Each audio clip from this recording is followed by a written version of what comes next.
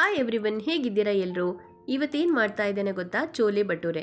So ಅದಕ್ಕೆ ನಾನಿಲ್ಲಿ 4 medium ಸೈಜ್ನ ಟೊಮೆಟೊನ ಚೆನ್ನಾಗಿ ತೊಳ್ಕೊಂಡು ಮೊದಲು ರಫ್ಲಿ ಚಾಪ್ ಮಾಡಿಕೊಂಡು ಆ ನಂತರ ಚಾಪರ್ಗೆ ಹಾಕ್ತಾ ಇದ್ದೇನೆ.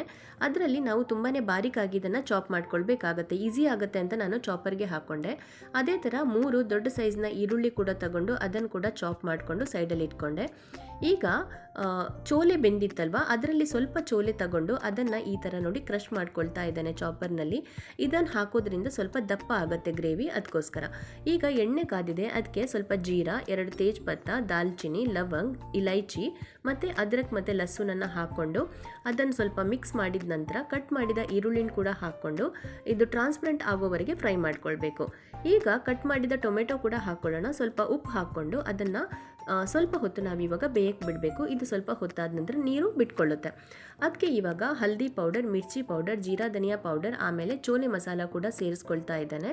ಮತ್ತು ಇದನ್ನು ಚೆನ್ನಾಗಿ ಮಿಕ್ಸ್ ಮಾಡ್ಕೊಳ್ಳೋಣ. ಈಗ ಚೋಲೆ ಬಿಂದಿರೋ ನೀರನ್ನು ಸ್ವಲ್ಪ ಆ್ಯಡ್ ಮಾಡಿಕೊಂಡು ವಾಪಸ್ ಇದನ್ನು ಸ್ವಲ್ಪ ಮಿಕ್ಸ್ ಮಾಡ್ಕೊಳ್ಳಿ. ನಂತರ ಕ್ರಷ್ ಮಾಡಿದ ಚೋಲೆನ ಇದಕ್ಕೆ ಹಾಕ್ಕೊಳ್ಬೇಕು. ಅದನ್ನು ಅಷ್ಟೇ ಒಮ್ಮೆ ಸರಿಯಾಗಿ ತಿರುಗಿಸಿದ ನಂತರ ಮುಚ್ಚಳ ಮುಚ್ಚಿಟ್ಟು ಸ್ವಲ್ಪ ಹೊತ್ತು ಇದನ್ನು ಬೇಯಕ್ಕೆ ಬಿಡಬೇಕು. ಈಗ ನೋಡಿ ನೀರು ಬಿಟ್ಕೊಂಡಿದೆ. ಈ ಟೈಮಲ್ಲಿ ನೀವು ಸ್ವಲ್ಪ ನೀರು ಮತ್ತೆ ಆ್ಯಡ್ ಮಾಡ್ಕೊಳ್ಬೋದು. ನಾನಿಲ್ಲಿ ಚೋಲೆ ಬೆಂದಿರೋ ನೀರಿನ ಜೊತೆ ಇದನ್ನು ಆ್ಯಡ್ ಮಾಡ್ಕೊಳ್ತಾ ಇದ್ದೇನೆ. ಸ್ವಲ್ಪ ನೀರು ಕೂಡ ನಾನಿಲ್ಲಿ ಸೇರಿಸ್ಕೊಳ್ತಾ ಇದ್ದೇನೆ. ಆ ನಂತರ ಇದಕ್ಕೆ ಕಸೂರಿ ಮೆಥಿ ಹಾಕ್ಕೊಂಡು ಒಮ್ಮೆ ಮಿಕ್ಸ್ ಮಾಡ್ಕೊಳ್ಳಿ. ಮುಚ್ಚಳ ಮುಚ್ಚಿಟ್ಟು ಈ ಟೈಮಲ್ಲಿ ಎಷ್ಟು ದಪ್ಪ ಬೇಕು ಅಂತ ನೋಡಿಕೊಂಡು ಅದನ್ನು ಕುದಿಯೋದಕ್ಕೆ ಬಿಡಬೇಕು. ಇಲ್ಲಿ ಇವಾಗ ರೆಡಿ ಆಗಿದೆ. ಇದಕ್ಕೆ ನಾನು ಇವಾಗ ಕೊತ್ತಂಬರಿ ಸೊಪ್ಪನ್ನು ಸೇರಿಸ್ಕೊಳ್ತಾ ಇದ್ದೇನೆ. ಸೊ ನಮ್ಮದು ಚೋಲೆ ಮಸಾಲ ರೆಡಿ ಆಯಿತು. ಭಟೂರೆ ಹಿಟ್ಟನ್ನು ನೋಡಿ ನಾನು ಮೊದಲೇ ರೆಡಿ ಮಾಡ್ಕೊಂಡು ಇಟ್ಕೊಂಡಿದ್ದೆ. ಇದಕ್ಕೆ ನಾನು 2 ಕಪ್ ಮೈದಾ, 1 ಕಪ್ ಗೋಧಿ ಹಿಟ್ಟು, 1 ಸ್ಪೂನಷ್ಟು ರವೆ, ಅರ್ಧ ಕಪ್ನಷ್ಟು ಮೊಸರು, 1 ಸ್ಪೂನು ಶುಗರ್, ರುಚಿಗೆ ಎಷ್ಟು ಬೇಕು ಅಂತ ನೋಡಿಕೊಂಡು ಉಪ್ಪು ಹಾಕ್ಕೊಳ್ಳಿ. ಆಮೇಲೆ 1 ಸ್ಪೂನ್ ಎಣ್ಣೆ ಕೂಡ ಸೇರಿಸ್ಕೊಳ್ಳಿ. 1 ಚಿಟಿಕಿನಷ್ಟು ಅಡುಗೆ ಸೋಡಾ ಮತ್ತು ಸ್ವಲ್ಪ ನೀರು ಹಾಕ್ಕೊಂಡು ಹಿಟ್ಟನ್ನು ಸ್ಮೂತ್ ಆಗೋವರೆಗೂ ಕಲಿಸ್ಕೊಂಡು ಈ ಥರ ಮಾಡಿಕೊಂಡು ಇಟ್ಕೊಳ್ಬೇಕು. 2 ಗಂಟೆ ಮುಂಚೆ ನೀವು ಇಟ್ಕೊಂಡ್ರೆ ಈ ಥರ ನೋಡಿ ನೀವು ಫ್ರೈ ಮಾಡುವಾಗ ಚೆನ್ನಾಗಿದು ಉಪ್ಕೊಂಡು ಬರುತ್ತೆ. ಸೊ ನಾನು 2 ಗಂಟೆ ಮುಂಚೆನೇ ಮಾಡ್ಕೊಂಡು ಇಟ್ಕೊಂಡಿದ್ದೆ. ಸೊ ನಮ್ಮದು ಫಸ್ಟ್ ಭಟೂರ ಇಲ್ಲಿ ರೆಡಿ ಆಯಿತು. ಇದನ್ನು ಇವಾಗ ನಾನು ಪ್ಲೇಟ್ಗೆ ಟ್ರಾನ್ಸ್ಫರ್ ಮಾಡ್ಕೊಳ್ತಾ ಇದ್ದೇನೆ. ಈಗ ಸೆಕೆಂಡ್ ಭಟೂರೆ ನಾವು ಮಾಡ್ಕೊಳ್ಳೋಣ.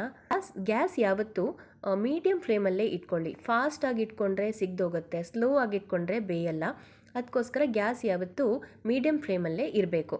2 ಸೈಡ್ ಕೂಡ ಚೆನ್ನಾಗಿ ಫ್ರೈ ಮಾಡಿಕೊಂಡು ಇಲ್ಲಿ ನೋಡಿ ಸೆಕೆಂಡ್ ಭಟೂರೆ ಕೂಡ ನಂದು ರೆಡಿ ಆಯಿತು. ಅದನ್ನು ಕೂಡ ನಾನು ಇವಾಗ ತೆಗಿತಾ ಇದ್ದೇನೆ. ಇದೆಲ್ಲ ಮಾಡಿಕೊಂಡು ಇಲ್ಲಿ ನೋಡಿ ಮಸಾಲ ಇಲ್ಲಿ ರೆಡಿಯಾಗಿ 15 ನಿಮಿಷ ಆಗಿದೆ. ನಾನು ಇದರ ಮುಚ್ಚಳ ತೆಗೆದು ನೋಡಬೇಕಾದ್ರೆ ತುಂಬಾ ಚೆನ್ನಾಗಿ ಸೆಟ್ ಆಗಿತ್ತು, ತುಂಬ ಒಳ್ಳೆಯದಾಗಿದೆ. ಸೊ ಇದನ್ನು ಕೂಡ ನಾನಿವಾಗ ಟ್ರಾನ್ಸ್ಫರ್ ಮಾಡ್ಕೊಳ್ತಾ ಇದ್ದೇನೆ ಒಂದು ಬೌಲ್ಗೆ. ಫಸ್ಟ್ ನಾನಿವಾಗ ಇದನ್ನು ನನ್ನ ಹಸ್ಬೆಂಡ್ಗೆ ನೋಡಿ ಸರ್ವ್ ಮಾಡ್ಕೊಳ್ತಾ ಇದ್ದೇನೆ. ನೀವು ಅಷ್ಟೇ ಇದನ್ನು ಒಮ್ಮೆ ಮಾಡಿ ಟ್ರೈ ಮಾಡಿ ನಿಮ್ಮ ರೆಸಿಪಿ ಹೇಗೆ ಬರುತ್ತೆ ಅಂತ ನನಗೆ ಖಂಡಿತ ತಿಳಿಸಿ. ನನ್ನ ಪೇಜನ್ನು ಪ್ಲೀಸ್ ಫಾಲೋ ಮಾಡಿ, ಶೇರ್ ಮಾಡಿ, ಕಮೆಂಟ್ಸ್ ಮಾಡಿ. ಬಾಯ್.